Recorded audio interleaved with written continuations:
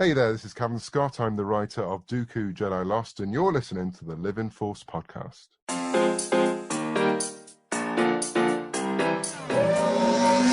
You're listening to The Living Force. Trust the Force. A Utini podcast. Stretch out with your feelings. Episode 19, an interview with Delilah S. Dawson. Be mindful of the living force, young Padawan. On this episode, we sit down with the author of Galaxy's Edge Black Spire to talk about, you guessed it, Star Wars. Luminous beings, Zoe, not this crude matter. And now here are your hosts, Dr. Corey Helton and Dr. Charles Henkel. Welcome to another episode of the Living Force podcast. Eric, as we just mentioned, is not able to be with us this week, which is an utter tragedy.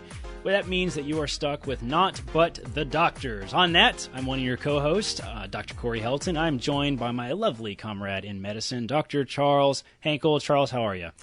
I'm doing wonderful. It is my one day off this week, and I've been having a blast recording back-to-back, a usual episode that we did on our Thrawn Treason Roundtable, and now here with a very special guest. Yes, that is excellent. Now, friends, we have a very special surprise for you this week because we are joined by one of the Star Wars Expanded Universe superstars. Now, she has written a number of incredible contributions to the Star Wars galaxy, including The Perfect Weapon, a short story, Scorch, which was from Star Wars Insiders, The Secrets of Long Snoot, one of my favorite short stories from a certain point of view.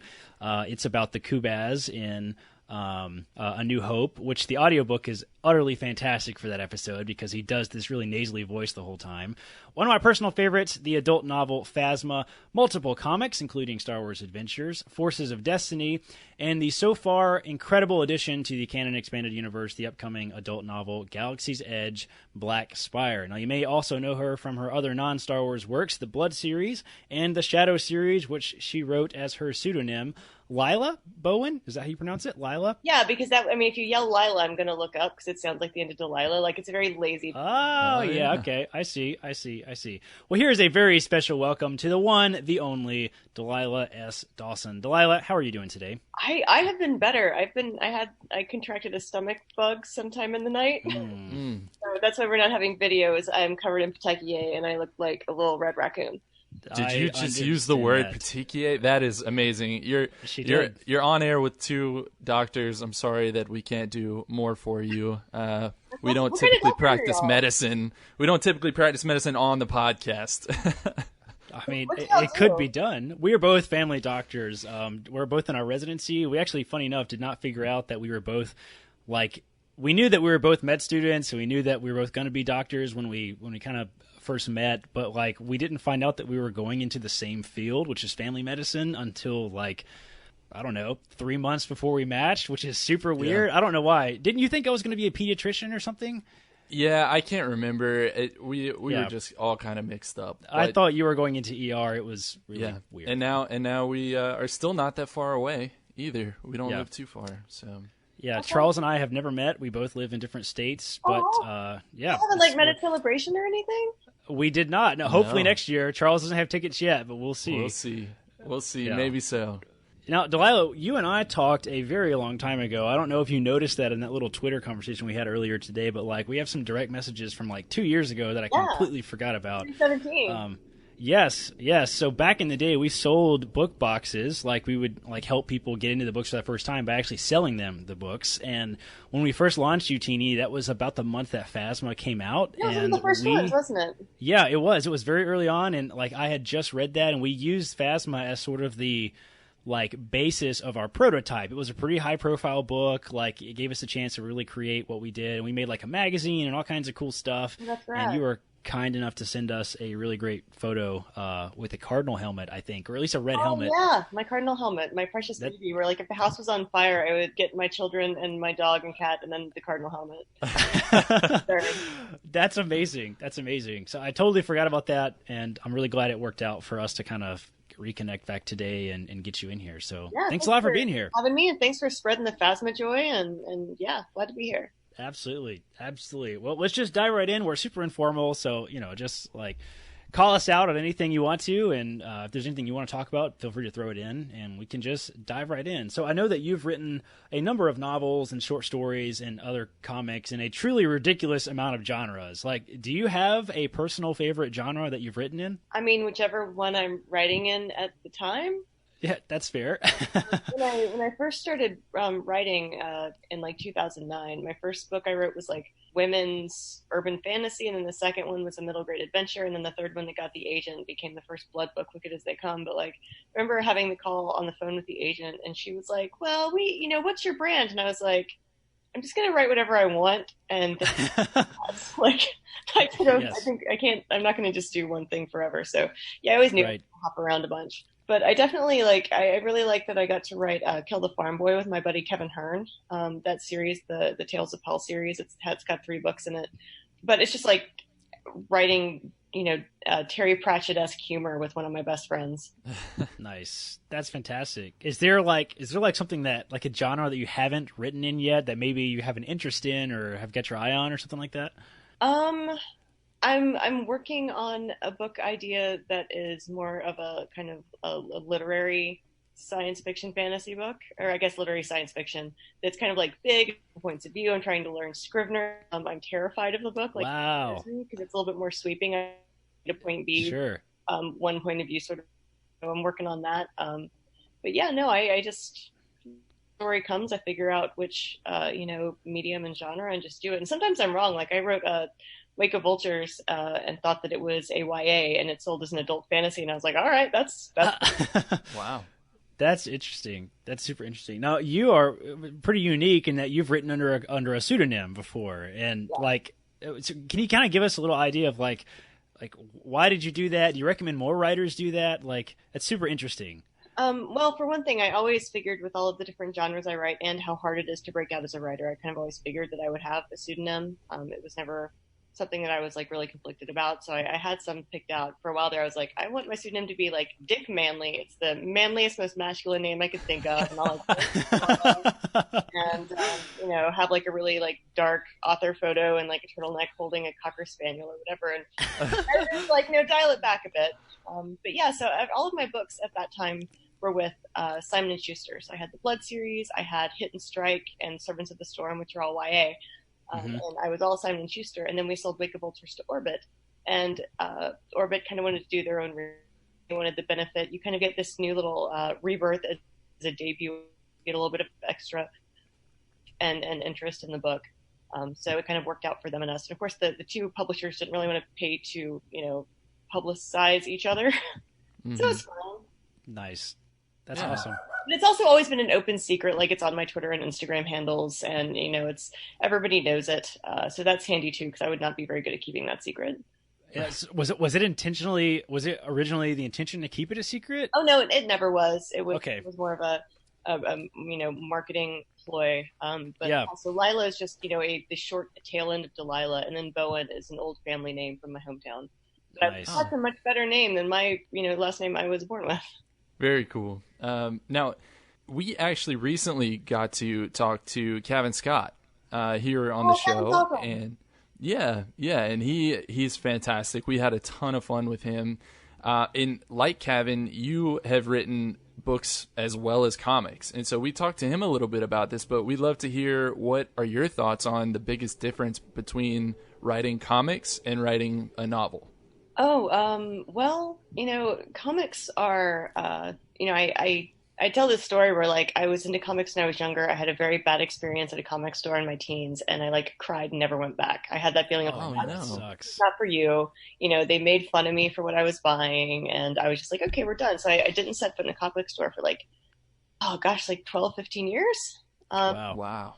And so when I went back in, because I had kids and, we wanted to see what free comic book day was like, and I found Saga, and it was like, oh my god, there's a book that's made for me. So it was super exciting to get back into comics like that, and it made me want to write comics as well.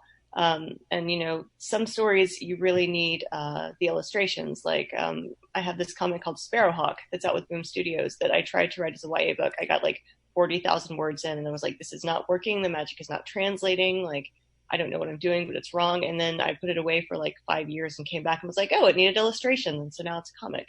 So they're, the stories that lend themselves to comics for me are ones where the story wouldn't be told as well without the visuals. Oh, interesting. Yeah. And so, like the Star Wars Adventures and Star Wars Forces of Destiny comics are things that, IDW asked me if I would like to pitch for them and write for them. So it's like I don't go to them with the ideas. They come to me, right. Oh, we want like a Padme and a Padme and Jar Jar comic or an Emmeline and Leia comic. And then I get to kind of pitch ideas with them.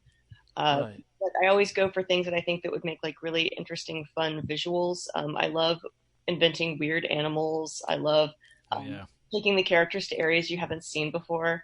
Like in the Leia and Haldo comic, I don't think is out yet, but they go to a place you haven't seen before in Star Wars.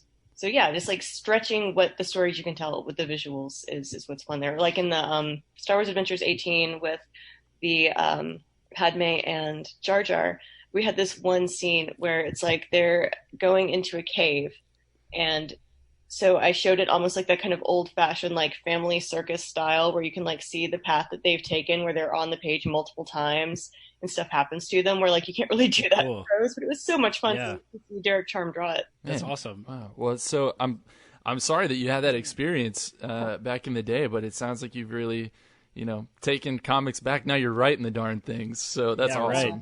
Well, I feel like I love that we're learning now that, women and girls are a really big part of, the comic and gaming community and that people are kind of realizing that and catering to them. And also, my son is 10 and like Giant Days is his favorite comic. It's about, like 3 British college students. And it's not a thing that I would have been like, oh, I should look for this for you. But like, interesting.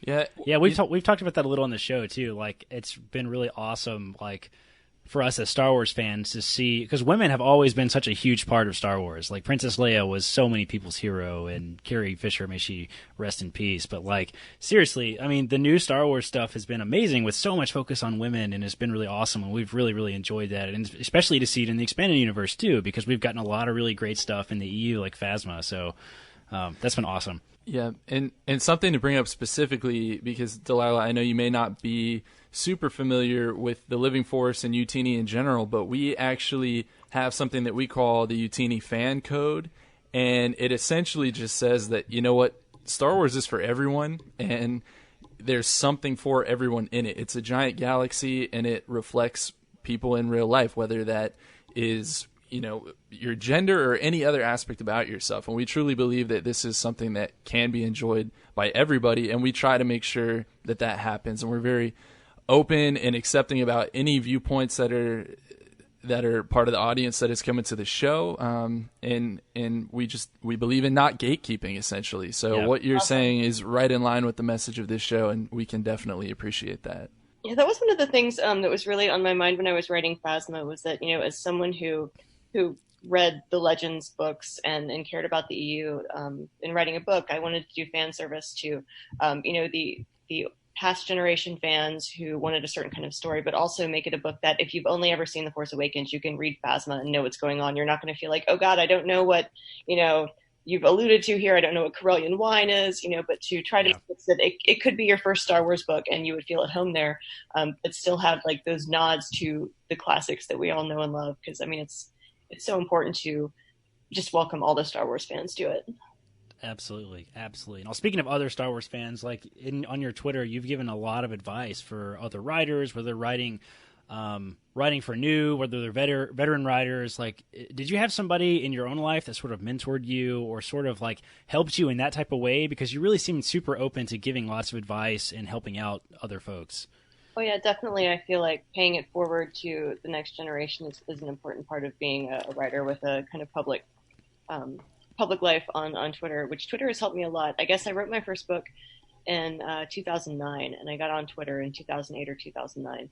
And some of the first people that I met there when I was looking for writers are people that, like I remember in my first coterie, like there was Chuck Wendig was one of the first people I kind of became friends with there before either of us was published. Remember Tahara Mafi? I remember when she was first coming out as a writer before, Victoria Schwab. Like I knew these people that have just like gone and eclipsed me and are like these huge big deals, and it's been so amazing to watch them. but I don't think that I would be published without the help of Twitter, without the agents and editors, without the blogs, without the people willing to answer questions, without the pitch contests and things. Everything I know about getting published, I learned on my couch while nursing a baby in Atlanta when I was a That's amazing. So yeah. And there's so many. It's like my thing on Twitter is I will always answer an ungoogleable question, because there's so many things you're like, I don't know how to ask. I don't know if this is normal.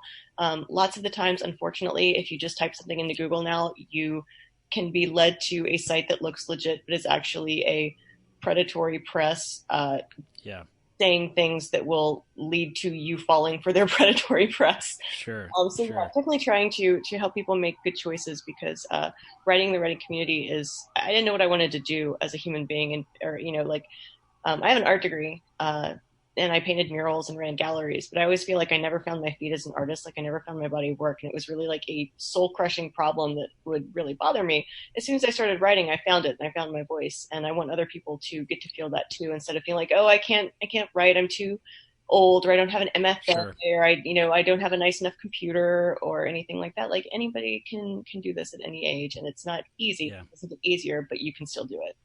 That's so cool. That's amazing. We all have our mentors, and like, I don't know that anybody can truly say that they've gotten where they are without the help of someone. And like, if you can't name like who that person is, like, or at least a group of people that have sort of helped you get somewhere, then like, I think like you're probably lying to yourself because like you just can't get anywhere without the help of others. And like, we totally believe that as Utini also. And like, especially with Star Wars, like it can just be so gatekeepy. And for somebody who maybe discovers Star Wars like through the new stuff, right? The post the Disney acquisition, like especially kids and stuff. Like one of the reasons we try to be as open of a community as we are is because there's just so many people, like you said, that just can stumble upon sort of predatory information. And Star Wars fans are the best, but they're also the worst. So like it's important to sort of keep the lens in which you're looking at it through pure and happy and joyful, and I totally get all that too. I'll tell you what really I find super affirming when you see one thing online, and I don't get as much guff as some other people, but when you go to Celebration and you see that the people who bother to show up are the most lovely, supporting, totally, like the people that are willing to find the hotel and the airfare and make the costumes, like, and it's so child friendly and people are so kind to everyone. Like Celebration is like, if I had a family reunion of people that I liked, like that would be it. Yeah, and the Star Wars authors, the whole Star Wars authors and the editors, and they're amazing. Like they're my favorite people to hang out with. They're such a nice crew. Like the Del Rey editors, I guess they don't want to work with jerks, so everybody's just super nice. Yeah, we have totally found that to be true also. And like, we will reflect everything you said. We've said it 1,000 times on the show before. I went to Celebration for the first time in Chicago this year, and like, it was been on my bucket list for like a decade, and I was so nervous going to it. I've heard so many people say this about Celebration Chicago this year, that like everybody was kind of nervous because this was the first one post Last Jedi, right? And all the negative media attention that it got. And man, what a breath of fresh air Celebration was this year. It really was fantastic. All right, now, so before we dive into like the really nitty-gritty Star Wars talk about this episode, let's take a quick break to hear from a member of the Utini team, and we will be right back. Hey guys, it's Meg. I write things for Utini, and sometimes you hear my voice on this fabulous podcast. I just wanted to take a second to formally explain my Captain Phasma obsession to all of you. I feel like I owe you. At this point, the thing about Phasma that makes her so unforgettably amazing is she has a cape, guys. A dark, flowing, over-the-shoulder chrome armor wasn't quite enough to assess my authority over your existence. Cape. Wouldn't we all feel more powerful if capes were a thing? Okay, fine, my love for our captain is ever so slightly less shallow, but come on, guys, capes. Please subscribe to my podcast about Phasma and capes, which doesn't actually exist unless you want it to. Okay, enjoy the rest of the show. Bye. And now we are back. To give Eric homage, I have to say, that was probably the best clip that I think I've ever heard in my life. Yeah. Yeah. I think we should probably ask Delilah, what did you think about that clip? I'm still trying to emotionally recover. Yeah, amazing. Thank you for playing along. Yes, excellent. Now, Delilah, something we have to ask that we ask everyone that comes on the show. Can you tell us a little bit about how you first came to Star Wars? What was your sort of first exposure to Star Wars? And then kind of what was your first exposure to the expanded universe of the books and comics? Sure. So I was born in '77, back in the days when movies were not on demand at your fingertips. Yes. So I knew of Star Wars. I had Star Wars sheets and I played Star Wars figures, but I hadn't, of course, seen the movie because you couldn't really do that. But I have this very important memory of when the Ewok Adventure, Battle for Endor, came on TV, and it was, yes. I got to stay up late, which was a big deal. I didn't get to stay up late very often. And like, I watched the whole thing, and I didn't quite know, what it was going into it. But what I came out with was that there was a little girl who was the hero of a story in which she made friends with lovable murder bears. Yes. And I was like, I'm in this forever. That's amazing. Like that year for Christmas, I got, and I know I saw Return of the Jedi, but I got my Ewoks. I had Princess Nisa, who I still have. I had Paplu and Nippet. Wow. Which I think we lost Paplu and Nippet when my parents moved, but I still have Nisa. She's missing her little headscarf. But yeah, ever since, and I had, I remember being super young and having the little book on tape where you would, mm-hmm. like R2D2 would go, and you'd have to turn the page. Yeah. It's always been there. And then, as I saw them, they became, I think of Star Wars like history. Like, I don't think about, maybe the director could have made a different change here. Maybe Lucas could have done that. I'm just like, no, This happened. This is like Herbert Hoover. It's real. Yeah, totally. It's always been there. The prequels, I saw them all in the theater on opening night. We were late to our rehearsal dinner because we were at Attack of the Clones. Wow. At the first showing up in Clemson. So that's amazing. Yeah, always been in it. And then the expanded universe, though, I didn't actually find out about the books. Or they weren't really on my radar until I guess I was in my 20s, and when my husband and I moved in together, and he brought his entire collection, and it was like, well, hello. What a nice surprise. I still remember when I was on a treadmill at an LA Fitness when Chewie met that moon. Oh my and gosh. It surprised me so much. I fell on the treadmill and zooped off the back of it like people do in movies. You're like, how is that even possible? Are you serious? I was so upset. That is terrible but hilarious. It is, but Bob Salvatore is the nicest dude. So it's it's kind of healed because it's they made Bob do that, and Bob's a good guy. That's funny. Eric was telling us a couple weeks back that he was working on a set, and he had a moon fall from up stage and hit him in the head, and we kept making jokes that he got chewied. Well, that he'll come back to life in 20 years at least. That's right. Yeah, that was such a big controversy when that happened too. When they decided to kill off our beloved furry friend in that book. I didn't fall off of a treadmill, but metaphorically and emotionally, I did fall off of that treadmill. So it's great to hear that you've kind of been involved for such a long time. I kind of want to shift gears a little bit and hear about some of your recent things that you've brought or that you're working on now. So, when did you first find out that you were going to be writing Black Spire, and what were your initial thoughts when you heard about the project? Well, when I wrote Phasma, and of course, Star Wars books are kind of outlined by committee with input from, various parts of the Star Wars world. But I created the character of Vi Marati as this spy who, infiltrated a Star Destroyer. Well, she didn't infiltrate so much. She got captured and then ended up on the Star Destroyer. But point being, her original name was Amaka Marati, and right before the book went to print, we were asked, hey, would you mind changing her name to Vi Marati so we could maybe use her for other things? And we're like, yeah, you can name her, Bodhi Mid Boat Base if you're going to use her in more stuff. So, yeah, they managed to change her name at the last minute, and then we saw, I guess, at Galactic Nights, 2017, maybe even, when they finally revealed the Galaxy's Edge was going to exist. There was a little card you could get of a black woman in a resistance jacket with a gun. It was like, Vi Marati escapes the First Order, and we were like, wait, what? That's amazing. Because nobody really told us what was going on, but that's when we kind of found out that she was going to be an active part of the park. Wow. And then as we learned more and more, and she's the star of the park, kind of. Yeah. It was incredible. I think it was probably at a bar at a con at some point, but I don't exactly remember. But I remember my editor being like, Black Spire coming out, we might need to write some more Vi Marati. And I was like, oh boy, I know who could be good at that. So yeah, it wasn't like when I got the email about the perfect weapon, when that showed up, it was like one of those moments you remember forever, but I don't quite remember the moment when, Black Spire as a book became like a real thing, because like, okay, how's that coming along? Oh, we've talked about this. I do remember when I got permission to put Cardinal in there, because I really wanted to continue his story. And he's kind of a natural foil to Vi. So that was really super cool. But yeah, it's been, for Phasma, I got to go out to San Francisco and read the script for The Last Jedi to help enhance the character. But for Black Spire, I had a call with Imagineers and was given like this huge PDF. It's like 170 pages, but there's like no tabs or searching. So it's like, wow.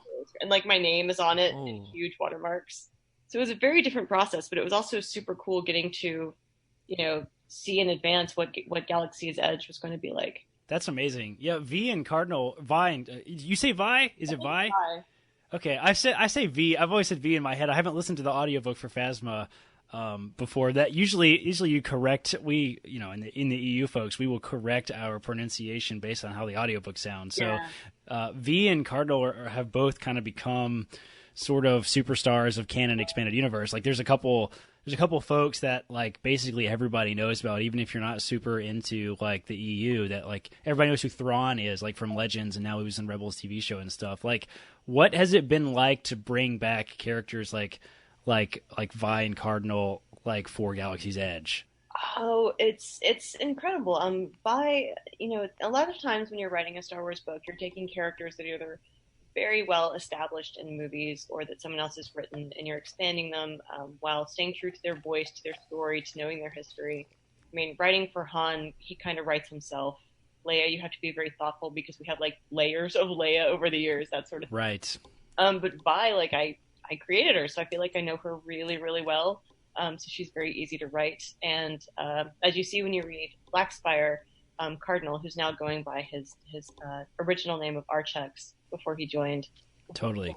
He's a man who has, seen his entire life crumble before his eyes, who has made strange choices, and he's trying to figure out, a lot of the book is, he's trying to figure out who he is in the world and what he believes and what he's going to stand up for. When you learn that the thing that you've put all of your trust and your time and your heart into is a lie, how do you pick up from that? And he and Vi are also, they are people who have PTSD. And I feel like that's a thing we maybe don't see as much in Star Wars, where we have these people fighting wars and on the run, and then they're just always fine.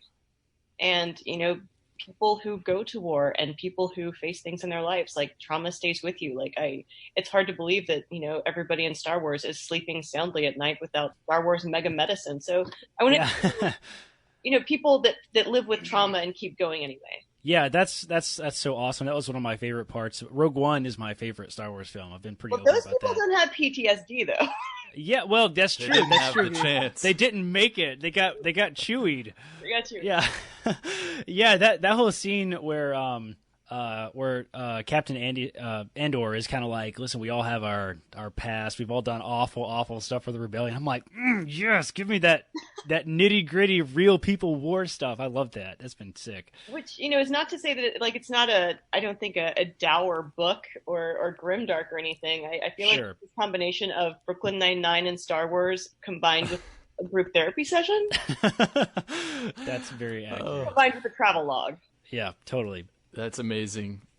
So, speaking of trying to make your story a little bit more like the real world, let's talk about if it was a challenge for writing a story and a planet and characters that people are actually going to go visit in real life.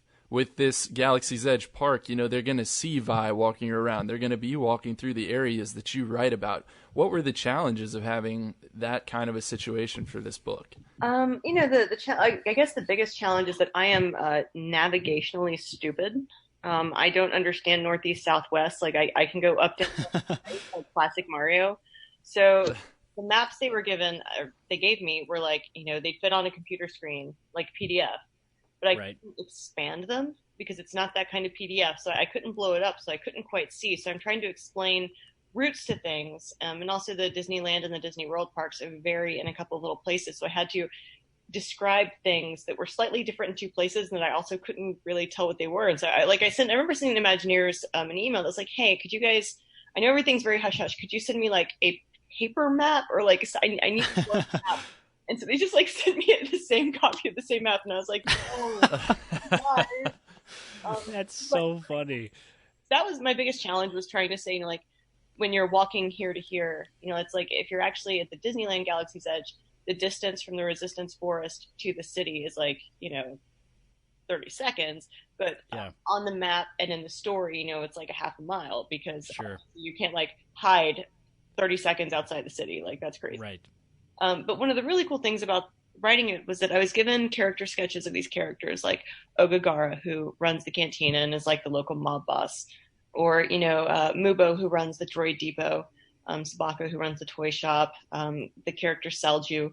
I was given like 2 or 3 page stories on them, on their relationships with people, on their history, but I got to kind of write their voices for the first time. So I got to establish characters, which was really nice. And then for the gatherers, the people who, you know, work at the lightsaber building station, I got to like design some of their rituals and their talk tracks and how their group of people works. So it was really cool in getting to kind of take an idea and really flesh it out and make it real. That's awesome. Now, did you get to like personally go and like check out a lot of the new stuff like at Galaxy's Edge before it was done or anything like that? No, like I begged and begged. I'm in Tampa, I'm an hour and a half from Orlando, and I was like, y'all, like, if you said to me, you know, be here in 45 minutes, I'd probably get a ticket, but I could do it.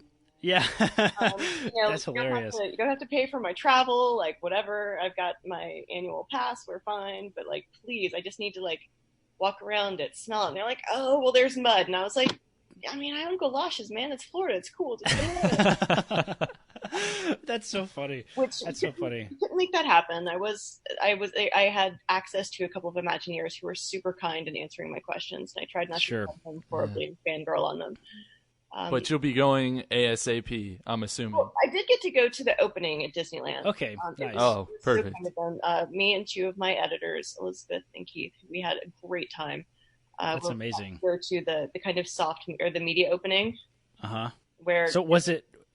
So you had a lot of like sort of written information about it, but like how did it like stand up to your expectations? Seeing how like you were sort of in on the inside before it was all like totally finalized. So what was it like? Like, had you already finished? You had already finished Black Spire, I assume, by that time, right? I had, but we worked it out so that after I went to Black Spire, I had 6 days to turn around a complete edit on the book for anything that I wanted to jive with the actual world. So, like, that was also including, I think it was Denver Comic-Con that weekend. So it was a real busy little weekend. Yeah. And I was Did you make a lot of changes based on what you experienced there? Not a lot, but it was more like, you know, adding white truffle salt to a dish that was already cooked pretty well, I think. I see, yeah. Little touches of gold. Or, you know, things like the way that the droid depot was described in the book. I remember when I walked in and you can see like the droid parts on the conveyor belt up top, like that wasn't in the description.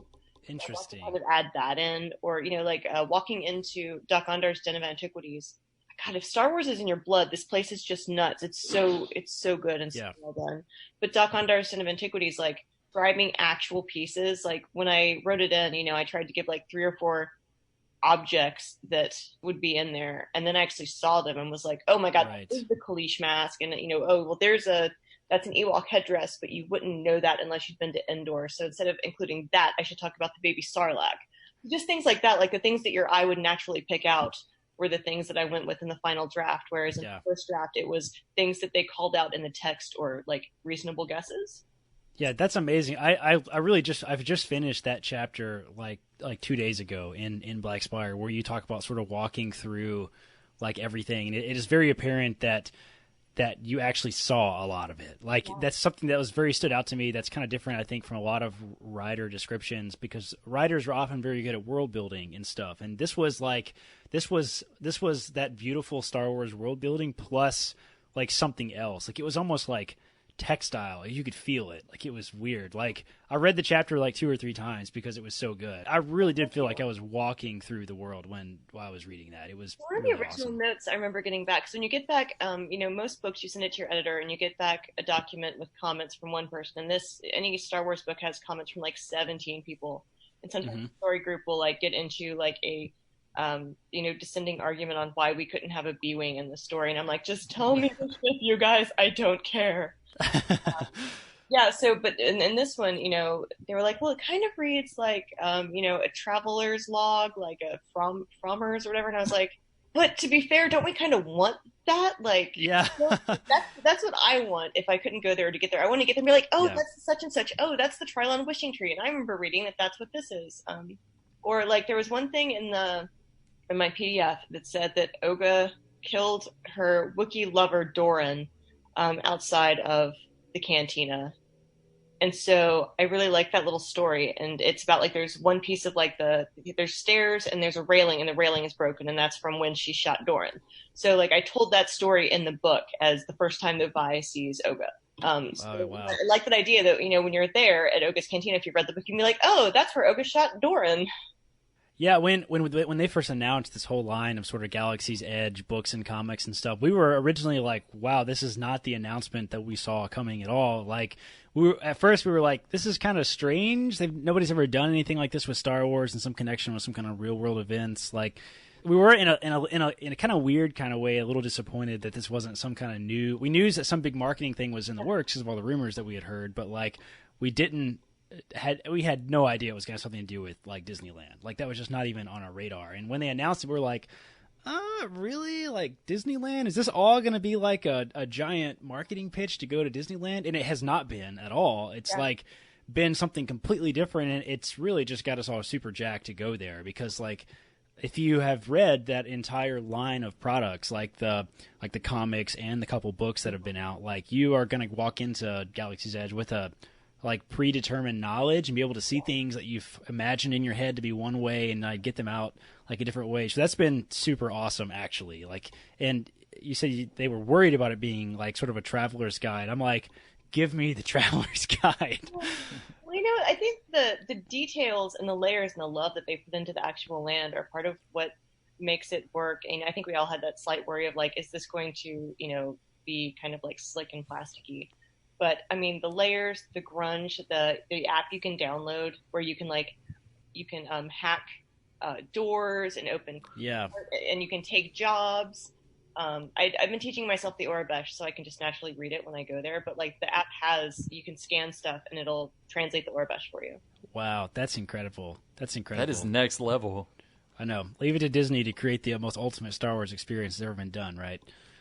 Oh yeah, and like especially the market is so cool. That's especially a lot of the details they added later in the market. Like when you go into the Zabaka's creature stall, there's all of these cages, like dozens, hundreds of cages hanging from the ceiling, and like there's stuff in them. There's flickering lights, moving lothcat tails, like shaking Kowakian monkey lizards. Like there's just so much depth that I was there for I guess 4 hours, and I still am like I miss so much stuff. That's hilarious and amazing. That's awesome. And I hear that if you do the single rider on the Millennium Falcon, and you go very fast through it, and like you miss so much. Like the Millennium Falcon line that you wait in is so flipping cool. It's where you're like, I don't really want to miss that. Thank you. That's cool. Yeah, that's amazing.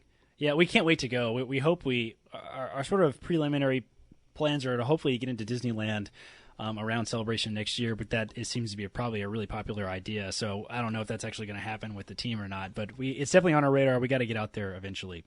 Something else we wanted to ask you about is Zoraida Cordova's A Crash for Fate was released earlier this month. Now, did you two sort of coordinate and discuss your stories as you're both sort of riding under this Galaxy's Edge banner?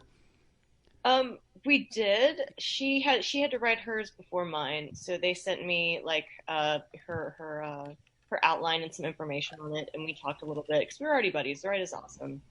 She's such a great person, an amazing writer. So we would ask little questions like, "Oh, well, did you do such and such?" Because Zoraita and me and I guess Ethan and Will doing the comic, we were all writing in this world, and we were each told to kind of lean into certain characters. Like I was asked not to use Doc Ondar as much because they were using him, and so like they kind of got to establish Doc's voice and peculiarities or whatever, and I got to do more of Ogagara.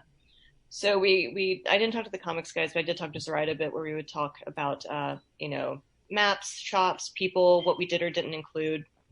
And it's always really nice. Like whenever somebody new starts to write Star Wars, I always try to reach out and say hi if you have any questions or need some support. Like we're all here for you in your DMs. Like you're not alone.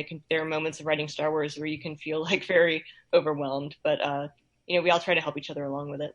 And Zoraita and I will actually be, I guess if this comes out on the 29th, we'll miss it, but she and I will be signing together at Hollywood Studios Launch Bay on the 28th of August. Oh, cool. Oh, wow. In Disney World. Nice. Very cool. So to talk, a little bit more about some of your older material that a lot of the listeners on this show really love, like Phasma. Yay! What were lessons that you took from writing Phasma that you employed this time around writing Black Spire? Well, they're really different books. Like I think of Phasma as Mad Max in space. And I think of Black Spire, as Brooklyn Nine-Nine in space. I love that, by the way. I love Brooklyn Nine-Nine. But yeah, so I had a playlist for each book. I always use playlists to kind of get myself into the world. It's kind of behavioral conditioning, so I can just, wherever I am, whatever I'm doing, when I hear the music, I'm like, oh, I'm here. So when I hear the Mad Max Fury Road soundtrack, I'm like, oh, yep, Phasma time. That's amazing. And then the playlist for Black Spire is a lot more kind of, happy little pop songs. It's not as, there's certainly some violence in the world, but that's not the overarching premises of it. But yeah, Star Wars, I feel like we're very fortunate, the newer writers, that we don't have to make our book get along with like 200 EU books that all have to agree. Mm-hmm. There's no world Bible. You're just kind of working with what you have, and if you have questions, the story group is here for us. Yeah, it's like you build an outline, and it has to be pretty complete and fleshed out. We don't just, most of my books I just start writing. I know the beginning and the instigating factor and the climax and the end, but most of it's organic. And with Star Wars books, you really have to outline them, and that has to go through layers and layers of approvals with all of the, people with it, all the stakeholders. I know Alexander Freed for Alphabet Squadron, I think they said he had like a 36-page outline, single spaced. Wow. It's like 10, 20,000 words at that point. Mine wasn't that bad. It's more like 10 to 14 pages. Yeah. Yes. But yeah, doing Phasma, I knew what to expect this time. I knew, that I would probably lose a complete outline and that things would change. I knew that there would be 17 people in the comments all talking about different things. I knew that after I finished the book, I'd have like a little burnout where I was like, I can't word for a while. This took all of my words. That's hilarious. But you learn that's kind of, and as a writer, you learn that every book is its own process, but your process quite often follows similar stages. So I kind of knew and could tell my friends and family, like, okay, once I'm done with Phasma, don't ask me to do anything for you for like 2 weeks because Yeah, I've heard multiple people say that like while working on Star Wars is such an absolute joy. Like the actual writing process is so challenging because so many different people are involved, and that seems to be really the case. But the thing, I was very intimidated kind of the first time around, but everybody is so uplifting and positive and kind. Like it's not like you're getting yelled at. It's like people who love Star Wars as much as you are helping you make your Star Wars book better. So, the underneath it all is everybody loves Star Wars and we want this to rock. Totally. Now, really quick, I wanted to ask you about the dedication of Black Spire, since we've been talking so much about it. Is it okay if I just go ahead and read the dedication really quick? Sure. Yeah, so the dedication for Black Spire says for Rhys, am I pronouncing that correctly?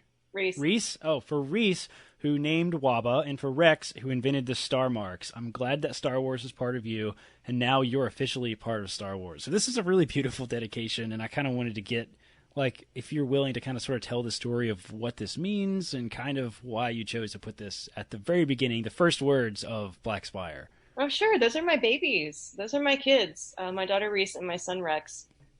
They grew up in a Star Wars family. They were babies that had Star Wars onesies. We have pictures of them with lightsabers. My daughter has incriminating pictures of her dressed. She made up her own Ahsoka Tano outfit, where she wore underwear as a shoulder top and a pair of pantyhose as her Leku. It was amazing. That's hilarious. Yeah, we're living the life right now, and all. But the first Phasma I dedicated to my husband, who had introduced me to RPGs in college and killed me in a Jedi library with a pack of Nograi. Amazing. Phasma dedication. But this one, it's like I haven't really dedicated any books to my kids because most of my books are either violent or sexy, and that just doesn't work out very well for children. Yeah. So it seemed like this one would be a good one to dedicate to them, and so I got to a point where I guess Archex is hunting in the forest, foraging when they first get to Batu, and he kills some birds to eat. And so I asked my son, like, if you could invent a bird, what would it look like? And he was like, oh, it would be a really fat purple pigeon. And I was like, what's it called? And he was like, Star Mark. And it has a star on its chest. So like Rex got to invent the star marks. Nice. Because he loves pigeons. And then my daughter, I asked her what would be a good name for a big forest truffle hog, and she said Waba. That's so cool. So they got it fits perfectly. Those sound like perfectly normal Star Wars names. Yeah, so they're in there, but also like in Star Wars Adventures #5, one of my all-time favorite Star Wars comics I got to write, which was like the David Attenborough style description of porgs, where it like breaks down, like the porg is a bird. So yeah, in that one, there's a shout out to my son's hermit crabs, where it says like, that fortunate is the ravine crab that meets a porg and lives, and he has like a hermit crab named Ravine. So I do little things for them all the time that I know that they'll like. And in Phasma at the beginning, Vi is knitting a sweater, or trying to. She's a really bad knitter, but it talks about like it's like this yarn that's so nice it's illegal. That's like this very soft blue yarn from the hippoglace, which is like a Pantoran, furry hippo. Like he loves hippos, so that's for him. Yeah. Yeah, something I was going to ask you about is you really seem to put a little of like your own personality and flair into the characters that you write, and like I wanted to ask you about Vi knitting. Are you personally a knitter? Oh no, I'm as bad as Vi. That's why she sucks at knitting. Star Wars stink at things very much. But yeah, at Celebration 2017, I was when I don't know what to do with myself at Celebration, I just go help out behind the Del Rey table because I'd rather be working than figuring out what to do with myself. So yeah, I was back there hanging out. Help. I don't know if I'm any help to them, but Lord love them. They had let me help. Fans were waiting in line, and they were talking about. They were both knitting as they waited in this long line for, I guess, Tim Zahn or whatever. And they were talking about like, why does nobody ever knit in Star Wars? Like, we see people wearing cowls, we see them wearing things that are obviously knit, and they've never seen anybody knit Star Wars. And in that moment, I was like, oh, I'm going to put a knitter in Star Wars. Wow, that is amazing. That's so cool. And were these just people walking around that you overheard? You said they were Star Wars fans at Celebration, waiting in line to get something signed by probably Tim Zahn or Chrissy Golden. Wow, that's amazing. So if you're listening and you were standing in line at Star Wars Celebration, you have been the inspiration for an amazing addition to Star Wars. And it's cool. I guess at Celebration, this last Celebration in Chicago, there was somebody that came to one of my panels who was in the audience who was knitting with soft blue yarn, and she was like, "It's hippoglace yarn," and I was like, "That's amazing." Yeah, we also mentioned somebody is spinning, doing hand spinning in Black Spire, and then we also talk about weaving on looms because this cloth has to come from somewhere. Yeah, that's totally. Like a very kind of hands-on sort of place. They also brew their own sour beer there. Amazing, that sort of thing. Like it's fun to we need artisans. Absolutely. Now, you mentioned that there are some big fans that you heard of if they were able to bring up that specific type of yarn. We have someone on the Utini team who is, I'm just going to go out there and say, maybe one of the biggest fans of Phasma that I have ever met. Like, she has the Phasma helmet. She talks about you actually all the time. She was super stoked that you were going to come here on the show. Her name is Meg Dowell, so I wanted to give Meg specifically a shout out and just pass along her absolute love of the character and your work to you. Oh, yay. Thank you, Meg. Yeah, she's also a budding writer. She's an excellent writer. She writes for us a lot. She also writes for Dark Side, or what's it called? Dork Side of the Force, right? Dork Side, yeah. Yeah, when we told her we were interviewing you, she freaked out and was super excited. So shout out to you, Meg. You do a lot of amazing work on our team, and we wish you could be here to hang out with our good friend Delilah now. Yeah. And so we asked Meg if she had anything that she specifically wanted to ask you, and she gave us a couple of things. So we wanted to pass these on from her, and we're also really interested to hear what you have to say as well. Oh, awesome. So the first one is, of all of the Star Wars projects that you've written, which one has fueled your love for the franchise or the community the most? God, I mean, like everything, fits in there. But I will tell you that, I've never read fan fiction. I feel like that's not for me. It's for the people who write it and read it. And so like, I just kind of stay out of that world and let folks live their love. But I had heard when writing Phasma, I'd heard things about the Kylux fan fiction and about, and I kind of enjoyed the thought of like these two petulant man babies, what it would be like if they, were interacting. So I put in a little scene where I talk about Hux in a crisp blue bathrobe on an ice blue couch. And he has the line, like Kylo Ren hates to wait, and it was like this little nod to the Kylux fan fiction community, and they're just so lovely.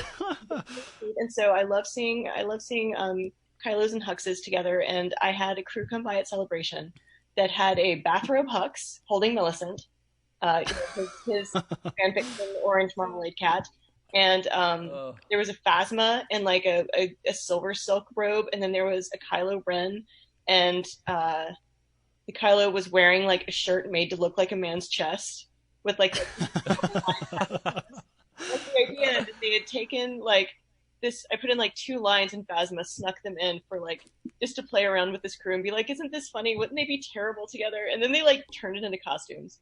That is absolutely hysterical. People are fans. I love how bathrobe Hux or Kylux, whatever. Like I've drawn Millicent sitting on an ice blue sofa in their books. So that's so cool. That's hilarious. I also draw that for people.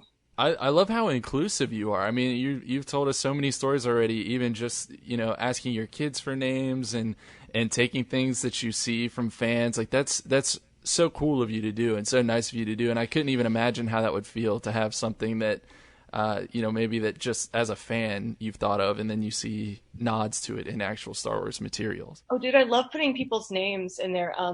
I have two old friends, like from high school and from like one of my first jobs after college that are big Star Wars fans that I keep up with on like Facebook and stuff. Jeremy and Roy, and so like I snuck their names into Black Spire. Like at the beginning, the 2 ships that are harassing Vice Cargo, and it's like Jordan and Royce. So that's yes, that's awesome. Jeremy, wow, that's great. I sneak people in.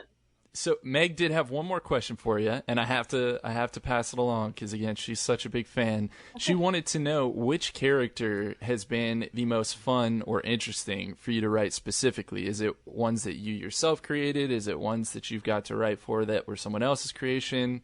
Who was it and why? I mean, it's always a super big honor and slightly intimidating to write for, the big 3. I don't think I've written any Luke, but I've written a little bit of Leia and a little bit of Han.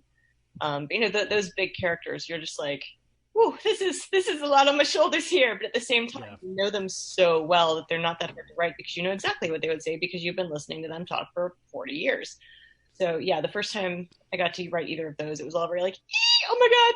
But I would say recently that Vi's droid Pook in Black Spire was super fun to write. I imagine he sounds like a cross between Marvin the Paranoid Android from Hitchhiker's Guide and Alan Rickman as Snape. It's just that's like amazing. Just this existentially bored, like slightly antagonistic British jerk. So I haven't heard the audiobook, but I begged them. I was like, please give, like, this is what Pook should sound like. I don't care what anybody else sounds like, but this is what Pook needs to sound like. Yeah, I love writing that droid. Yeah, bring on the sarcastic and hilarious droids, man. We've really gotten so many really, really great characters that are droids in the new stuff. Like L3 was amazing. K2SO was amazing. Mr. Bones from the Aftermath series. Dude, I loved Mr. Bones so much for Christmas that year. I had somebody on Etsy engrave a cheese board that said, I will hug you with violence. And then I mailed that to Christmas. and I just like to think about cheese off it. That's hilarious. Yeah, I love it. Yeah. I also love Zayd. I love Creaky. Like, I just love that whole little crew and how they get along in their banter. It was so fun to write banter because, like, Phasma was not a banter book. Yes.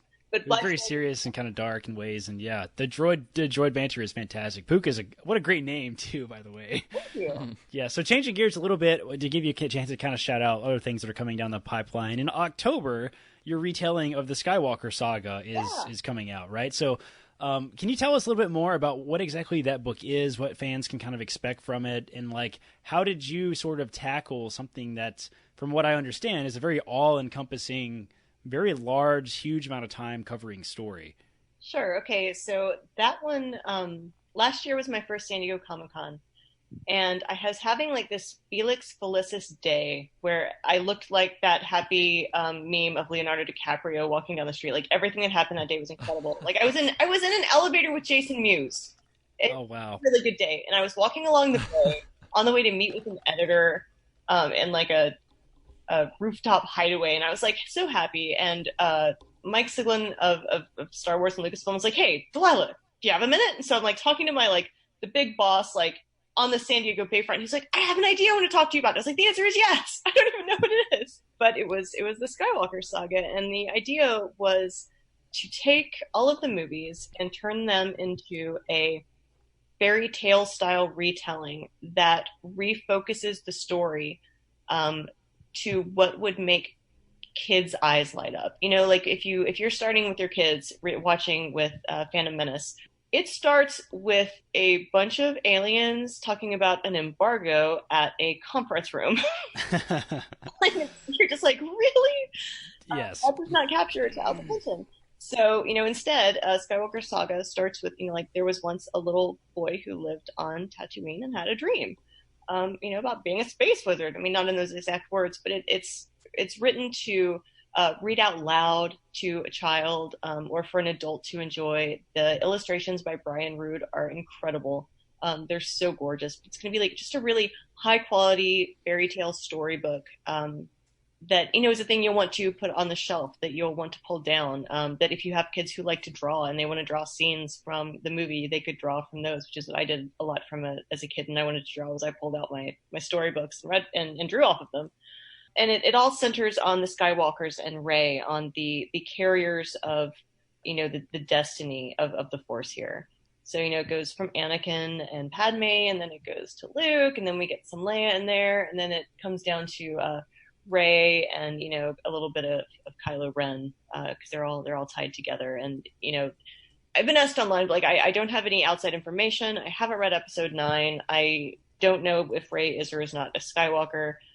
It is all strictly told based on the movies. I wasn't even like looking through the Wikipedia or pulling up fan stories. Like I was straight up watching the movie, typing directly into my laptop, and then editing that later. Wow. So it sounds like almost a la George Mann's recent Myths and Fables book that came out, but for the actual saga as opposed to some of the stories that he was telling. Yeah, he got to completely make stuff up, and I was just retelling the movie, right, condensing it to the important parts and that you have to know to understand the story and to make kids interested.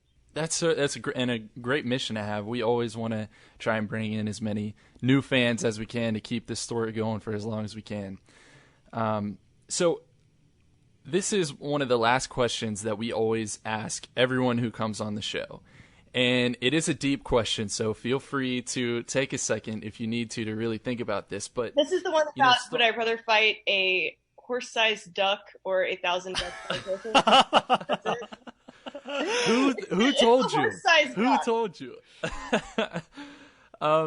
No, so this question is essentially, Star Wars is at its core about legacy, and you know this very well if you are, writing a retelling of the Skywalker saga. But we really feel here on the Living Force that everyone who helps to create Star Wars has a small part in that legacy and also has a legacy of their own. So with what you've done in the Star Wars universe so far, what do you want your legacy to be whenever you leave? What do you want to be remembered for doing? I guess I would want my legacy to be writing tenacious, kick-ass women.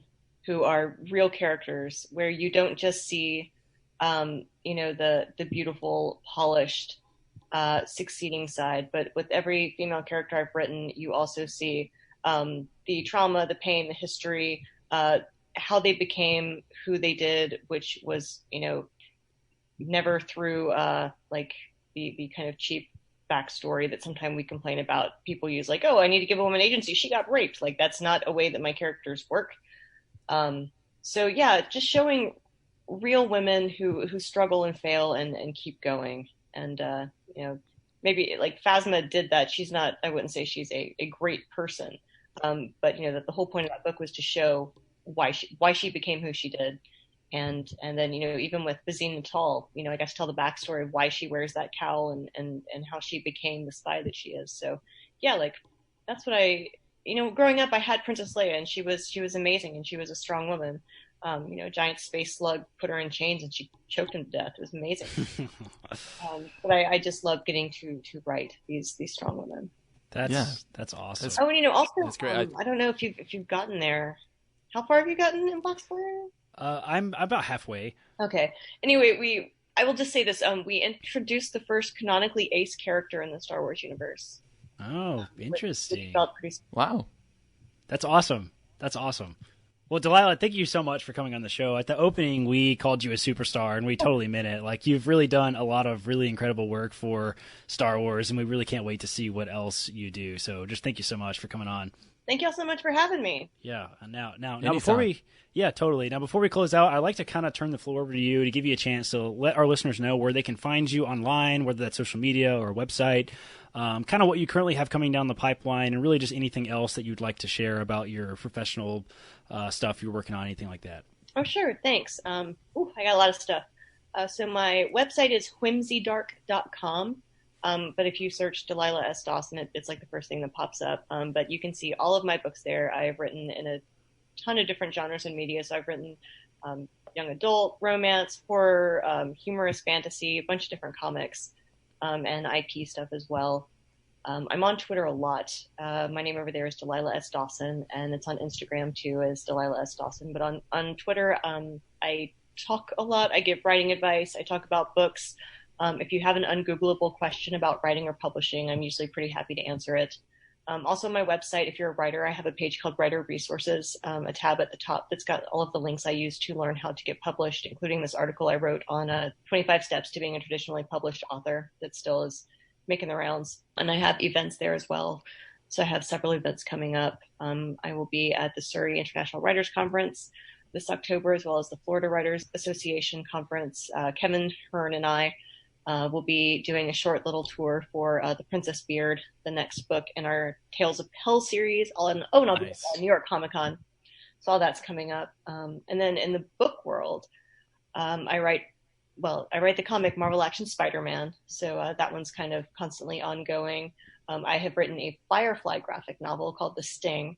That'll be out in November. That is a ladies-only heist. It's Ocean's Interesting. And Firefly with Saffron. And Black Spire and Skywalker Saga. I've got a Star Wars adventure comic coming out with Amilyn Holdo and Leia as teenagers, so it's around Leia Princess Alderaan era. Oh, sweet. That'll be excellent. That's one of our favorites. Yay! Oh, and I write a creator-owned comic called Star Pig that is about a giant floating space tardigrade. That's amazing. I think that's probably enough. Yeah.